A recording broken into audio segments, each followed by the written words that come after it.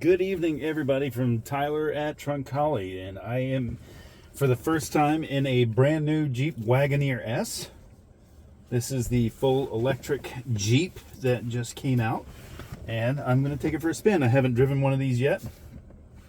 You know, I like to do this from time to time, as I did in the Charger and in the Ram 1500 Limited with the new Hurricane motor, so I want to check it out and see what it's like. So I've got my CarPlay set up, and I know you can probably see it in the video, but I can only see just a shade of anything going on right there on that screen. But we're going to go for a spin. First, I'm going to go through and maybe do a little bit of customizing. So we're going to go here, and just like in the Charger, we can change our ambient color inside. So check this out. So you see this I just changed. We can actually make it a little bit redder to go with the seats, or if you like green, we can change it to there. Anyway, we'll leave it right there. We'll go for a spin. Time to go out and do a little battle with traffic.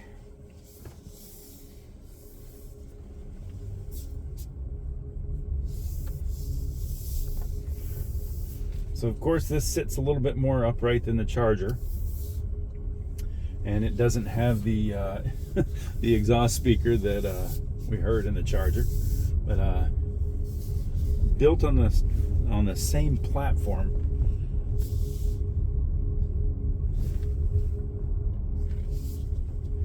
And this is obviously smaller than a Wagoneer. It's also smaller than a Grand Cherokee. It does not sit as high. There's not the amount of cargo room in the back, but I did sit in the back seat when I was putting the camera up there. It's actually mounted to the sunroof, and I noticed that the back seats are very, very comfortable. There's plenty of room back there. So I've got the digital rear view mirror here. I've got a heads-up display, just like in the Charger. And this little screen down here, actually I'm going to bring it back down, that's the climate screen.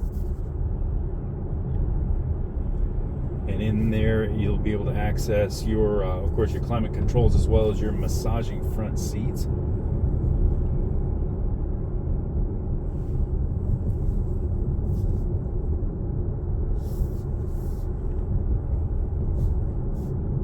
And you will probably guess, based on my reactions, that I am not an electric vehicle owner or an habitual electric vehicle driver. You know, we'll get a Tesla from time to time in trade, and of course we'll go on test drives, but I'm really enjoying how quiet this thing is, and I know that seems to be a common thing with electric vehicles.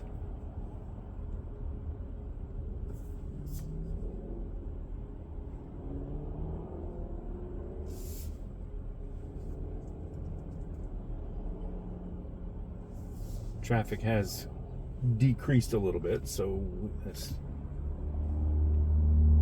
person in front of me could have gone 3 times by now. Come on, buddy, you can do it. There we go.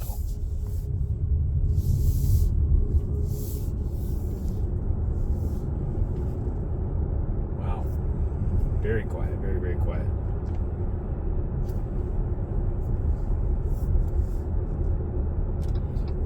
So this is my Waze, and I'm thinking I gotta lean over there so you can see it. That is the vehicle's navigation, so you can see a little difference in the appearance. But if I wanted to use the regular navigation over here, I just hit this button, and then you can see the same thing here that you're seeing on the passenger interactive display. So I did a video on that display, and it shows what it is that the passenger can do over there. Should you so desire, if you're the passenger, you can actually plug in an Amazon Fire Stick or anything that plugs in with HDMI. Watch your Netflix, your Prime Video. Just got to carry a Bluetooth headset with you so you can hear it, because it's not going to play out over the speakers. But it will allow you to watch TV, so if you're making a long drive and things get a little bit boring, like Interstate 20 in between Atlanta and Columbia. It gets pretty quiet and boring out there. That'd be a great time to sit and watch TV.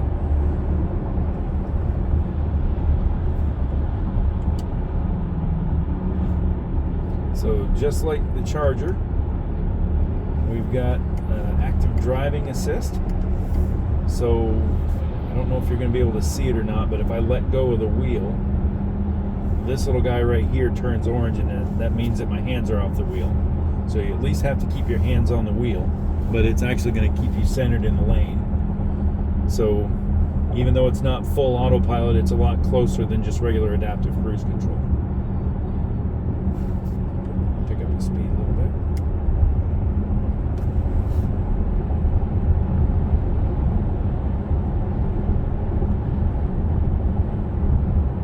When we get off the highway down here, we'll check out things like the acceleration and see how that goes.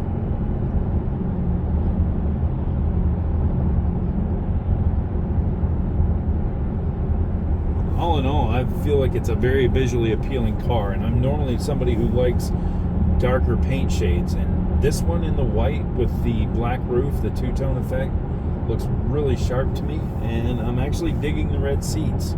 I've seen the red seats come out in the Durango before, and for some reason it didn't seem to strike a chord, at least with me. I know some people it did, but not with me. But I do like it how it looks in here.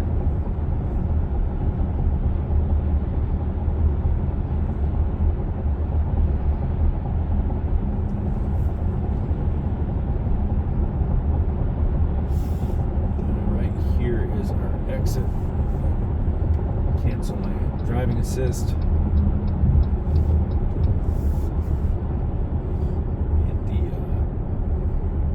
Massage here. That's pretty awesome right there.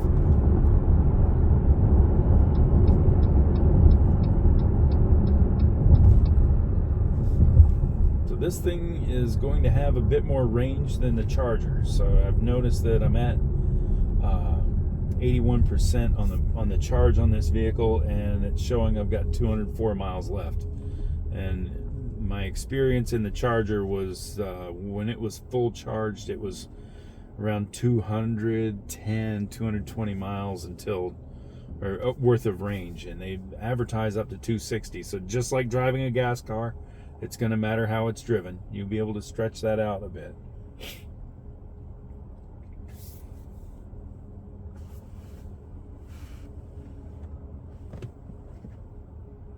Macintosh stereo in here too. That is super nice. Not sure if you've had the opportunity to listen to that, but it is great.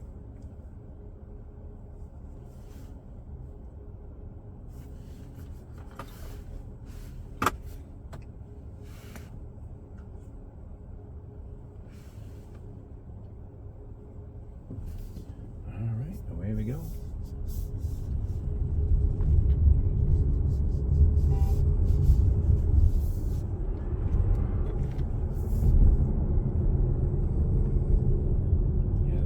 That acceleration is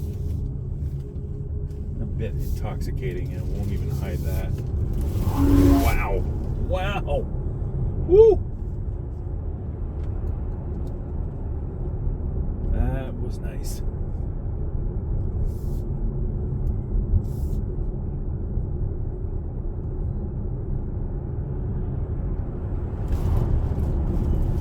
Good heavens. Good heavens. Okay, so I've driven a Charger around, and this feels faster. And I'm talking about the Scat Pack. You'll see the little Stage 2 badge on the side of those Scat Pack cars, and this thing feels faster. At least just from a little bit of a roll back there. Obviously, wouldn't know what things would do out on the road, but from a roll, that was strong. That was really strong. All right, so let's get back to a sane drive here.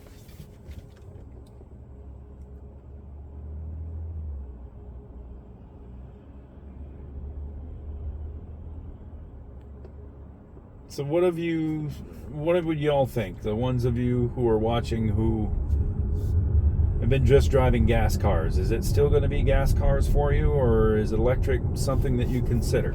Is it in the cards for you? I know this has become a debate lately, and my opinion very much changed when I got to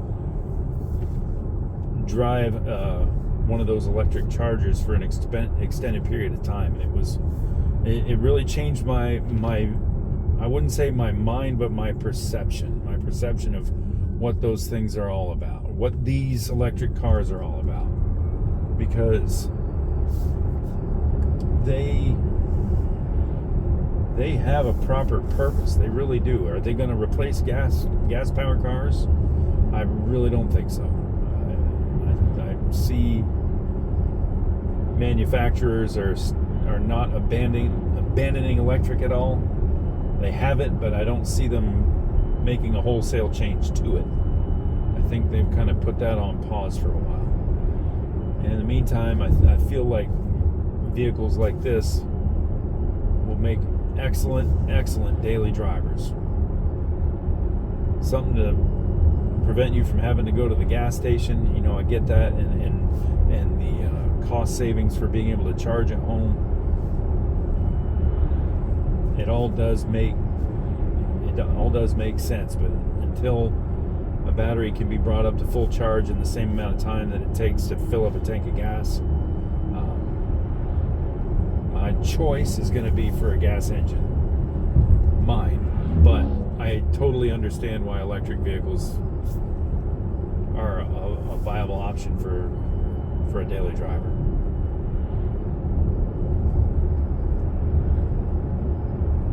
Very, very enjoyable. I love how quiet it is. There goes one of our chargers right there on the test drive. We're about to get back to the dealership. So, as always, thank you for riding along with me. Listen to me babble for about 10 minutes.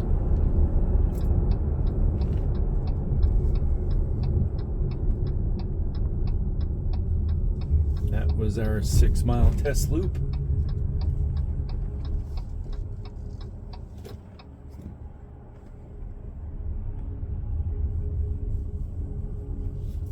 And we are back at the dealership. So if you want information on this particular Wagoneer S, comment down below, or you can call me or text me at 470-296-1778. Some of you have done so, and it's been great to hear from you and talk with you. It'd be my pleasure to help you out. And if you're interested in buying one, of course, that is what I do for a living. You're welcome to give me a shout so I can help you too. So that is it for my